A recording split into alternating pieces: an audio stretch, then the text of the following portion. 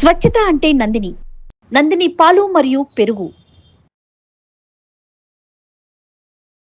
అందరికీ నమస్కారం. నా పేరు మాధురి. మీరు చూస్తుంది సుమన్ టీవీ నెట్వర్క్. ఈరోజు మనతో పాటు ఉన్నారు శ్రీ దివ్య విశ్వశక్తి పరివార్ ప్రచార వ్యవస్థాపకులు శ్రీ శ్రీ శ్రీ ఓం స్వరూప్ గురూజీ గారు. నమస్కారం గురువు గారు. శుభమస్తు. దివ్య స్వరూపులందరికీ కూడాను ఆరోగ్యమస్తు, ఐశ్వర్యమస్తు.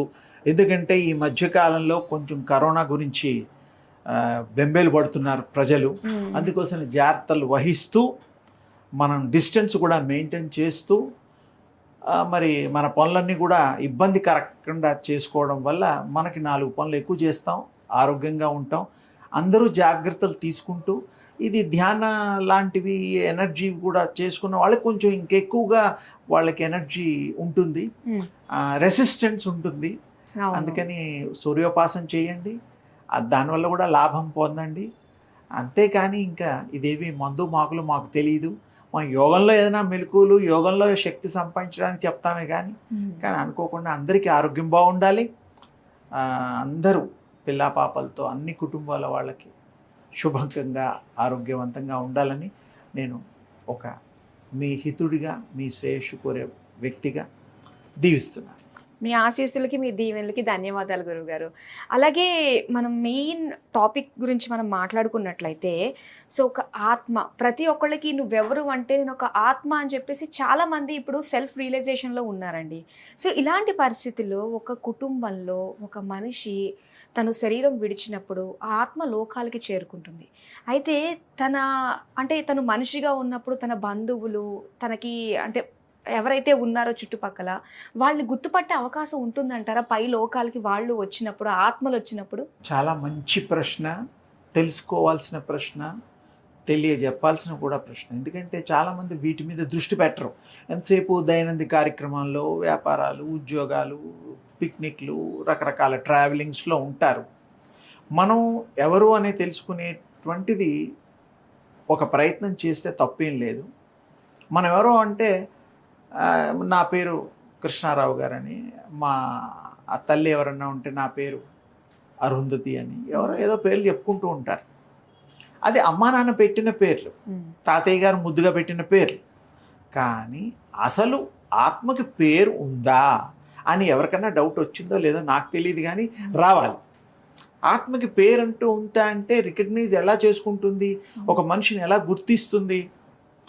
తోటి ఆత్మల్ని కూడా, మరి ఎన్నో ఆత్మలు ఉన్నాయి కదా, అన్ని ఆత్మలకి మరి ఏదో సీరియల్ నంబర్ అన్నా ఉండాలి కదా గుర్తించడానికి. పేర్లంటే మానవుల మనుషులకి గుర్తిస్తాం. అందుకని దానికి స్వ ఆత్మ, స్వశక్తి అనేటువంటి 2 పదాలు ఉంటాయి. తన్ను తాను తెలుసుకున్నప్పుడు ఆత్మలకి అవి ఎక్కడి నుంచి వచ్చాయి చెప్పేస్తుంది, తెలిసిపోతుంది. ఎలాగైతే మనం జూబ్లీహిల్స్లో ఉంటాం, సొంత ఇల్లే, ఉద్యోగం వచ్చేసేసి ఫిలిం నగర్, ఇంకా మరి రావడం పోవడం అంతవరకే తెలుసు వాళ్ళకి. అంటే వాళ్ళ ప్లానింగ్లో ఏంటి, రోజు మన దైనందిక జీవితంలో ఉద్యోగం కోసం బస్సులోనూ, స్కూటర్లోనూ, సొంత కార్లలోనూ, ఎవరన్నా లిఫ్ట్ ద్వారానో మొత్తానికి మన ఆఫీస్కి ఏర్పరచుకునే విధానాలను బట్టి వెళ్ళిపోతూ ఉంటాం. అయిపోయిన తర్వాత వస్తూ ఉంటాం, మధ్యలో లంచ్ అవర్స్, ఇవన్నీ బ్రేక్స్ అన్నీ కామన్. కానీ ప్రయాణాలు అనేటువంటిది ఒక నిర్దిష్టంగా ఉంటుంది. 3 కిలోమీటర్లు, 4 కిలోమీటర్లు వెళ్ళే చోటును బట్టి. ఇది మన దైనందిక జీవితంలో చూస్తున్నాం. ర్యాపిడో అవి కూడా మనం ఎన్నో పరికరాలు ఉన్నాయి. ఇక్కడ కూడా ఆత్మ కూడా డిజైన్ చేసుకుంటుంది. ఆత్మ ఇది ఎన్నో అవతారం. దేవుళ్ళకి 9 అవతారాలే. దశావతారం ఇప్పుడు రాబోతోంది, కల్కి అవతారం. అది ఇంకా రాలేదు. 4,32,000 సంవత్సరాల దాకా రాదు. అందులో 5,126 సంవత్సరం నడుస్తుంది. ఇంకా అంత ఉంది.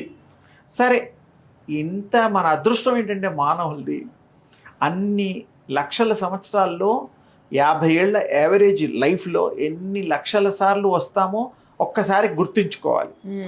ఇంకోటి, మన వచ్చింది మనకు తెలీదు, గుర్తుండదు కదా. ఒక వారం రోజుల క్రితం తిన్నది గుర్తుండొచ్చు, ఒక 15-20 రోజుల క్రితం ఏం తిన్నాము, ఎవరితో, ఎక్కడ, ఏదో ఇంపార్టెంట్ ఫంక్షను, అదర్వైజ్ బర్త్డేసు, మ్యారేజెస్, అలాంటివి, ఇల్లు కొనడాలు, గృహప్రవేశాలు గుర్తుంటాయి, పెళ్ళిళ్ళు. మామూలుగా ఆహారం ఇళ్లలో రెగ్యులర్గా తినే వాళ్ళల్లో ఆ తల్లులు ఏదో వండి పెడుతూ ఉంటారు, తింటూ ఉంటాం, కానీ గుర్తుండదు సహజంగా. అది గుర్తుపెట్టుకుని పుస్తకంలో కనుక రాసుకుంటే గుర్తుంటుందేమో, డే టు టైం, జనరల్గా ఉండదు. అలాగే ఈ ఆత్మలు కూడా విశేషమైన ప్రయాణం, ఒక ఇంచుమించు 1-2 కోట్ల సంవత్సరాలు తక్కువ, 200 కోట్ల సంవత్సరాల నుండి ఈ సృష్టి మొదలైంది ఇప్పుడు మనం ఉన్నది. ఓకే. అయితే ఈ అవతారాలు అన్నాను కాబట్టి మళ్ళీ అది చెప్తాను. భగవంతుడు ఇష్టమైన మానవ దేహం, మానవ రూపాన్నే ఆయన ఎంచుకున్నాడు. మత్స్య అవతారం, కూర్మ అవతారం అవి కూడా ఉన్నాయి, వరాహ అవతారం నేను లేదండాలి. కానీ కృష్ణుడు చాలా ఫేమస్ కదా, గొప్ప దేవుడు, పవర్ఫుల్ గాడ్.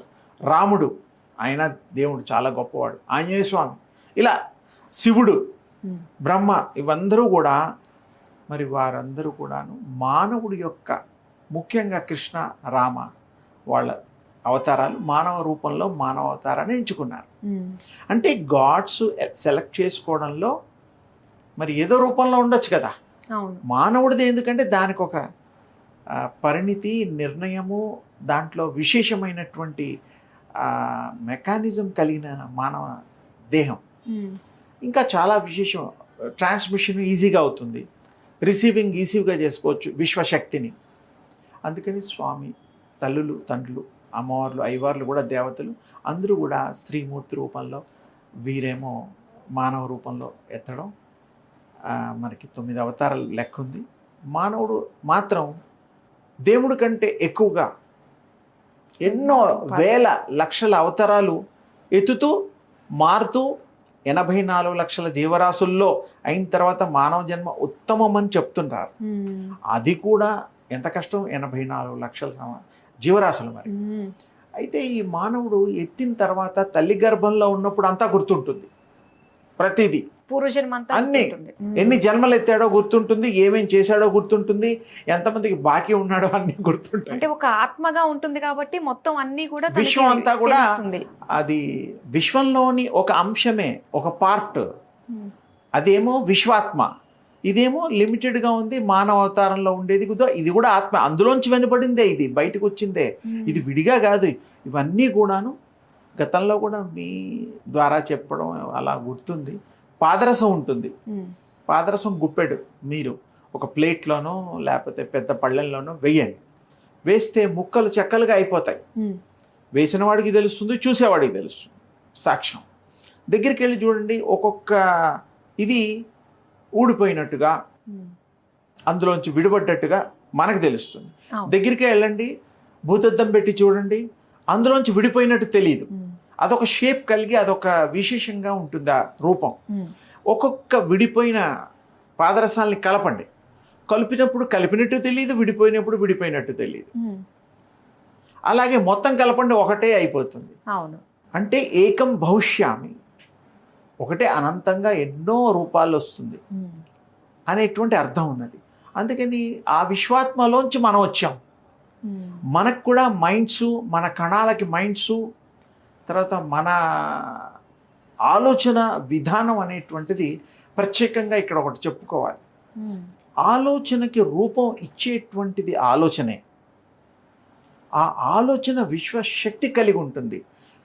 విశ్వాత్మలో మైండ్స్ ఉంటాయి, దానివి ప్రతి కణానికి ఒక మైండ్ ఉంటుంది. ఏకాగ్రత ఒక మనిషికి వచ్చేటప్పుడు ఈ కణాలన్నీ కూడా ఏకమైన తర్వాత ఏకాగ్రత కుదురుతుంది, లేకపోతే రాదు. ప్రతి జెనెటిక్గా కూడా ఇది ప్రూవ్ అయింది. ప్రతి జీన్స్కి ఒక మైండ్ ఉంటుంది. అవన్నీ ఏకగ్రీవంగా ఏకాగ్రతగా ఉన్నప్పుడే మనకు ఆ మెడిటేషన్ చేయగలం అని చెప్పేసి అన్నారు. చాలా ఆశ్చర్యంగా ఉంది అసలు. అది ఇండివిజువల్ గా మనకు ఒక మైండ్ ఆలోచిస్తే ఇంకో మైండ్ ఆలోచించదు, శృతి కలవదు. అవును. అందుకని ఏంటంటే మనం ఏకాగ్రత చేసేటప్పుడు, ధ్యానం చేసేటప్పుడు ఆ యొక్క యూనివర్సల్ ఫోర్స్ని మనం, ఆ శక్తిని ఉపాసించేటప్పుడు, అప్పుడు గనక మనం ఏకాగ్రత కుదిరితే ఈ ఆటోమేటిక్గా ఈ మైండ్ కూడా ఆ థాట్ పాస్ చేస్తూ ఉంటుంది, పాస్ ఆన్ అవుతూ ఉంటాయి మిగతా అన్ని కణాలకి, జీన్స్ అన్నిటికీ. అప్పుడు అవన్నీ ఏకసంధానం అయిపోయి ఏకత్వంలోకి వచ్చి అప్పుడు మీకు కావలసిన థాట్ యొక్క శక్తి అది స్వీకరిస్తుంది, ఒకటిగా అయిపోతుంది. ఓకే. ఎలాగైతే ఇందాక మీకు పాదరసం గురించి చెప్పానో ఉదాహరణగా, ఇది ఆ పోలిక అలా ఉంటుంది. ప్రతి మైండ్, ప్రతి కణం ఆలోచించగలుగుతుంది విడివిడి మనుషుల్లాగా. అందుకని ఆ విశేషమైనటువంటి ఇవి మన యొక్క పూర్వపు పురాణాల్లో కానీ, విశ్వశక్తికి సంబంధించినటువంటి కానీ లోతుగా ధ్యానాలు, తర్వాత తపస్సులు చేసే వాళ్ళకి దీని టెక్నికల్గా బాగా అర్థమవుతుంది. దీనికంటూ కొంతమంది బుక్స్ అనుభవజ్ఞులు రాస్తారు, కొంతమందికి రాయరు, కొన్ని కాలగల్భంలో కలిసిపోతూ ఉంటాయి. ప్రతిదీ ఒకప్పుడు చరిత్రకారులు ఉండేవారు రాయడానికి, ఇప్పుడు చరిత్రకారులు ఇంకో రకంగా ఉంటున్నారు. ఏదేమైనా జీన్స్ ఒకటిగా, ఒక ఆత్మగా, ఒక థాట్గా క్యారీ చేయగలిగినప్పుడు అది వండర్ఫుల్, ఎంతో శక్తి కలిగి ఉంటుంది, ఎన్నో వండర్స్ చేయగలుగుతుంది. ఈ మనిషి చేయగలుగుతాడు, ఈ మనిషే కదా థాట్ క్యారీ కూడా ఈ మనిషే. అందుకని ఈ యొక్క థాట్స్ పరంపర, మనం మంచి థాట్ ఇస్తే మంచి రిజల్ట్స్ వస్తాయి. కొంచెం తేడాగా విభిన్నంగా కనుక ఆలోచిస్తే దాని రిజల్ట్స్ వేరేగా ఉంటాయి. మీరు ప్రతి పుట్టిన దగ్గర నుంచి చనిపోయేంత వరకు థాట్ లేకుండా మీరు బ్రతకరు. ఒక్క నిమిషం ఖాళీగా ఉండండి, ఉండలేరు, ఏదో ఒకటి వస్తూనే ఉంటుంది. ఆ దాన్ని ఏకత్వం చేయాలి, ఆ దాన్ని సమదృష్టితో చూడగలిగే విశ్వశక్తికి మనం అనుసంధానం కనుక అయితే ఒకటే ఏకం భవిష్యామని ఇందాక చెప్పాం, ఏకాత్మనః అయిపోతుంది, ఒకటే ఆత్మ అయిపోతుంది యూనివర్సల్గా. అందుకనే యూనివర్సల్ మైండ్ అని కూడా అకల్టిజంలో చెప్తారు. మీరు ఎక్కడైనా సరే ఆలోచనలు విశ్వంలోంచి ఎక్కడి నుంచైనా రావచ్చు, మీకు అది మీ బాడీ రిసీవ్ చేసుకుంటుంది, మీ మేధస్సు రిసీవ్ చేసుకుంటుంది. మాట్లాడుతూ ఉంటాం, ఒక్కోసారి మంచి ఆలోచన, మంచి ఐడియా వస్తుంది, భలే గుర్తొచ్చింది భలే అంటాం. అది ఎక్కడి నుంచి వచ్చింది? విశ్వంలోంచి వస్తుంది. ఇది చాలామంది అర్థం చేసుకోరు. చాలా భలే ఉపాయం కనిపెట్టావంటాడు. కనిపెట్టడానికి ఈయన దగ్గర ఏం లేదు. ఆలోచిస్తూ ఉంటే విశ్వంలోంచి పొంకాలుగా థాట్స్ ట్రావెల్ చేస్తూ ఉంటాయి. అందులోంచి కొన్ని వీటికి అనుసంధానంగా ఉండే థాట్స్ ఆయన రిసీవ్ చేసుకోగలుగుతాడు. సింపుల్గా అది తీసుకుని డెవలప్ చేసి తనకు అనుకూలంగా చదువులో పెట్టగలచ్చు మంచి థాట్, అలాగే ఆరోగ్యం మీద పెట్టగలుగుతాడు, ఉద్యోగాల మీద పెట్టగలుగుతాడు, వ్యాపారాల మీద పెట్టగలుగుతాడు. థాట్ క్యారీ గురించి చెప్తున్నాను. అందుకని థాట్ చాలా పవర్ఫుల్. మంచి థాట్ని పెంచుకుందాం, మంచి ఆ థాట్ని ఈ యొక్క శరీరం అన్నిటికీ అణువున పంచుకుందాం, ఇతరులకు కూడా పంచిపెడదాం. అప్పుడు విశ్వం అంతా కూడా సౌభాగ్యంగాను, సమృద్ధిగాను, సంతోషంగాను ఉండడానికి అవకాశాన్ని మనమే వెతుక్కుందాం, మనమే దాన్ని మరి ప్రాక్టీస్ చేద్దాం. థాట్స్ ఆర్ డిఫరెంట్ అని తేలింది. మనకు వచ్చే థాట్స్ కూడా ఎలా విడివిడిగా వస్తాయో కూడా అర్థమైంది మనకి. మంచి థాట్నే విశ్వంలోంచి కోరదాం, విశ్వానికి మనం రిక్వెస్ట్ చేద్దాం, give a good thought to lead good life అనేటువంటి సింపుల్గా ఇతరులు కూడా మంచి చేద్దాం. ఆరోగ్యానికి కూడా థాటే. థాట్ లేకుండా ఎక్సర్సైజులు చేయాలన్నా మంచి థాట్ ఉంటేనే ఎక్సర్సైజ్ చేయాలని బుద్ధి పుడుతుంది. మంచి ఆహారం తినాలన్నా కూడా ఈ ఆహారం తింటేనే మనకి ఆరోగ్యం బాగుంటుందనే ఒక ఆలోచన, అది ఎక్కడి నుంచి వస్తుందో ఆలోచన మూలాన్ని కనుక్కోవాలి అంటే ధ్యానం చేయాల్సిందే. ఆలోచనలు మీకు తెలిసిపోతాయి, ఆలోచన పరంపరలను మీరు స్వీకరించే విధానం మీకు అర్థమైపోతుంది. అందుకని మీరు ఆలోచన గొప్పది, ఆలోచిద్దాం, మంచి ఆలోచనలు చేద్దాం, మంచిని పంచుదాం, మంచిని హృదయాల్లో మహావృక్షాలుగా చేద్దాం అనేటువంటి సింపుల్గా చెప్పాను. ఇంకా మీరు మరలా ఎప్పుడన్నా వీటి గురించి థాట్ గురించి ఏదైనా విడిగా చేస్తే ఓన్లీ కంప్లీట్ థాట్ మీదే మనం ఎపిసోడ్ చేసి ఇతరులందరికీ మంచి అందించి థాట్ ఎంత పవర్ఫుల్లో, వాళ్ళ థాట్స్ ఎంత గొప్పవో వాళ్ళకి అర్థమయ్యే రీతిగా వాళ్ళ జీవితాలను బాగుపరుచుకునేటువంటి దిశగా వాళ్ళని ప్రయాణం చేసుకోవడానికి, నిర్ణయాలు తీసుకోవడానికి మన వంతు మనం వారికి అందిద్దాం. తప్పకుండా అండి. ఇంకో విషయం, కానీ మరి ఈ ఆత్మలు ఒక ఆత్మకి ఇంకొక ఆత్మకి ఆ పరిచయాలు పైన కూడా ఉంటాయంటారా? ఇందాక అడిగావు, నేను ఈ మధ్యలో అది ఇదైపోయింది, వేరే సబ్జెక్ట్లోకి వచ్చాము. ఏంటంటే కింద ఈ భూమి మీద ఎంతమందితో ఫ్రెండ్షిప్ చేస్తామో, అడ్రస్లు మరీ తీసుకొని, ఫోన్ నంబర్లు మరీ తీసుకొని వీడియో కాల్స్ చేస్తామో, కొత్త వాళ్ళని పరిచయం చేసుకుంటే వాళ్ళది ఏదైనా వ్యాపారాల్లో దాంట్లో మనకు కూడా సలహాలు, మనకు కూడా ఉపయోగాల కోసమే కదా ఒక మనిషి పరిచయం. భార్యాభర్తలు, పిల్లలు, ఇదేంటో ఒక కుటుంబానికి, వాళ్ళ వంశాభివృద్ధికి. కానీ ఒక వ్యాపార రీత్యా ఇంకా వేరే రీత్యా మాత్రం మరి మనిషి తోడు అవసరం, ఒక మనిషి సలహాలు అవసరం, పరిచయాలు అవసరం. పరిచయాలు లేకుండా వ్యాపారాలు ఎక్కడా కుదరదు. కంపల్సరీ పరిచయాలు కావాల్సింది. ఇక్కడ ఎలా మనుషులు గుర్తుపడుతున్నామో అదేవిధంగా మనిషి పోయిన తర్వాత శరీరం వదులుతున్నాడే కానీ ఆత్మకి పుట్టుక చావు అనేటువంటిది రెండూ లేవు. మనం ఒక పాప పుడుతుంటే ఫస్ట్ క్రైతో అది పుట్టింది పాప అనుకుంటాం. అదేమిటంటే ఆత్మ ఎంటరింగ్ బాడీలో ఎంటర్ అవుతుంది, అది ఇన్ అనండి. బాడీ వదిలి వెళ్ళిపోతుంది, అది అవుట్ అనుకోండి. అంటే ప్రవేశించుట వెళ్ళుట. కానీ ఆత్మ ఎంటరింగ్ బాడీ అన్నమాట. ఈ శరీరం అనేటువంటి తయారైన దాంట్లో తల్లిదండ్రుల కోరికల మీద వాటికి అనుగుణంగా ఆత్మలు ఐడియల్ సోల్స్ అనే ఒక లోకం ఉంది పైన. మనమేమో ఈ మనుషులు ప్రాణంతో తిరిగేవాళ్ళం, శరీర ధారణతో తిరిగేవాళ్ళం. నేను చెప్పేది ఐడియల్ సోల్. శరీరాలు ఉండవు, సూక్ష్మ శరీరాలు, మహాశరీరాలు అవి వేరు. మళ్ళీ ఆ యానాలు, ఆత్మయానాలు, ప్రయాణాలు వేరు. వీటికి కావాల్సిన శరీరం స్వీకరించగలుగుతుంది. మన పూర్వీకులు ఎంతోమంది మహిమాన్వితులు ఒక మనిషిని సృష్టించేవాళ్ళు విత్ బాడీ. చూడండి, పక్షుల్ని సృష్టించేవాళ్ళు, వృక్షాలని సృష్టించేవాళ్ళు, ఏదంటే అది చేసేవాళ్ళు. అంటే మ్యాటర్, ఎనర్జీ ఆ రెండు కూడాను వారి అనుసంధానం చేయగలిగే శక్తి సంపన్నులు. అందుకని అప్పట్లో మనుషులు పుట్టేవారు. ఇప్పుడు తల్లిదండ్రులు గర్భంలో 9 నెలలు ఆగాలి, తర్వాత మంచి హాస్పిటల్స్, డెలివరీస్ ఇవి ఉన్నాయి. అప్పట్లో ఋషి మహాశక్తిశాలి అయినటువంటి వారు కమండలంలోంచి నీళ్లు తీసుకొని సంకల్పం చేసి ఇలా అంటే ఆ సంకల్పంతో ఆ యొక్క రూపాలు వచ్చేవి. సూర్యుడు ద్వారా కుంతికి కన్నుడు పుట్టినట్టు అలా కూడా ఉన్నాయి. మీకు మన చరిత్రలో చాలా ఉన్నాయి ఇన్స్టెంట్ బేబీస్. ఇప్పుడు ఏదో వచ్చే వాటి సైన్స్ ఇప్పటికి ఇది గొప్పేమో. అప్పుడు ఇంకొకటి కూడా ఉంది అందులో అడ్వాన్స్. 16 ఏళ్ళ అబ్బాయా ఓకే, 100 ఏళ్ళ అబ్బాయా ఓకే, అంత ఏజ్ కలిగిన వాళ్ళని కూడా ఆ యొక్క తపోశక్తితో పుట్టించగలిగేవారు. చిన్న బేబీసే కాదు, పెద్దవాళ్ళని కూడా. అది చాలా విచిత్రమైనటువంటిది. అది శక్తి అనంతము, అమోఘము, అద్వితీయము. అందుకనే ఆ శక్తి ఉపాసన చేస్తే ఇవన్నీ మనకు అర్థమవుతాయి. అందుకని మీరు ఆత్మల పైన కూడా మాట్లాడుకుంటాయి, అక్కడ కూడా గుర్తుపడతాయి. అంటే అన్ని కోట్ల జన్మనెత్తిన వాళ్ళందరినీ కూడా గుర్తుపట్టగలుగుతాయి. వాటికి క్లోజ్గా ఉండే వాళ్ళని గుర్తుపడతాయి. వాళ్ళకి ఎవరికైతే వాళ్ళ అనుసంధానంలో ఉన్నారో సంబంధికులు వాళ్ళని గుర్తుపడతాయి. వాళ్ళు కూడా మాట్లాడుకుంటారు మళ్ళాగా శుభ్రంగా. ఆ శరీరాలు వేరు, సూక్ష్మ శరీరాలు అవి వేరు. నేను విన్నానండి, అసలు చనిపోయిన తర్వాతనే ఆత్మకి అసలైన లైఫ్ స్టార్ట్ అవుతుంది అని చెప్పేసి వినడం జరిగింది. ఆత్మకి ఎప్పుడు ఆ శక్తులు ఉంటాయి. ఈ బాడీలోకి వచ్చినప్పుడు కొన్ని లిమిటెడ్ అవుతాయి. అంటే బంధన కాదు కానీ కొన్ని సంబంధాల మూలంగా కొన్ని పనులు చేయడానికి వచ్చింది కాబట్టి ఈ యొక్క శరీరంలో కొన్ని మాత్రమే చేయగలుగుతుంది.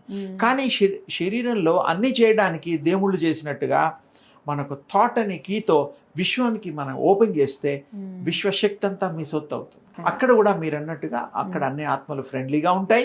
అవసరమైతే వాళ్ళు విహారాలకు వెళ్తాయి, కలిసి భోంచేస్తాయి, ప్రయాణాలు అవన్నీ ఇక్కడ ఎలాగో అన్నీ అలాగే అవి చేయగలుగుతుంది.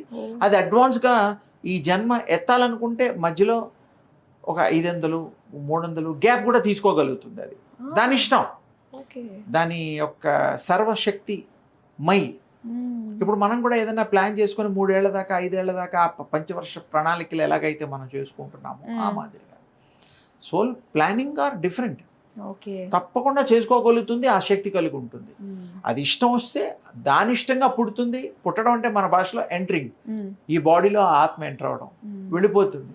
వెళ్ళేటప్పుడు కూడా కొంతమంది చెప్పదలుచుకుంటే చెప్తుంది కూడా, కల్లోనో లేదా డైరెక్ట్గానో. కొంతమంది చూడంగానే భయపడతారని ఆ మనుషుల యొక్క స్థితిగతులను బట్టి, ధైర్య సాహసాలను బట్టి అది సౌండ్ రూపంలోనో, సంజ్ఞ రూపంలోనో, కలర్లోనో చెప్పడం కూడా కొంతమందికి జరుగుతున్నాయి. అలా గతంలో ఎన్నో మన దగ్గర కూడా ప్రాణం పోయి కూడా మళ్ళీ ప్రాణం ఇంకా కావాలి ఎక్స్టెన్షన్ చేసుకోవాలంటే దింపుడు కళ్ళేమని ఒకటి ఉండేది మన దగ్గర.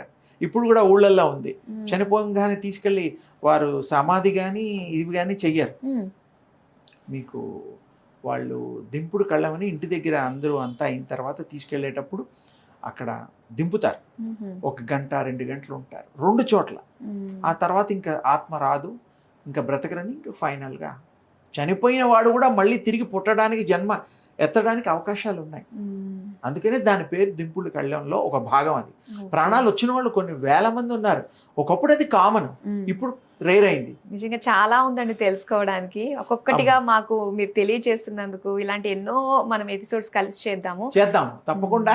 నేను ఒక్కొక్క సబ్జెక్ట్ మీదే చేస్తాం, ఇంకా మిగతా కలపకుండా ఓన్లీ సోల్స్ అంటే సోల్స్, థాట్స్ అంటే థాట్స్, అలా విడివిడిగా చేద్దాం.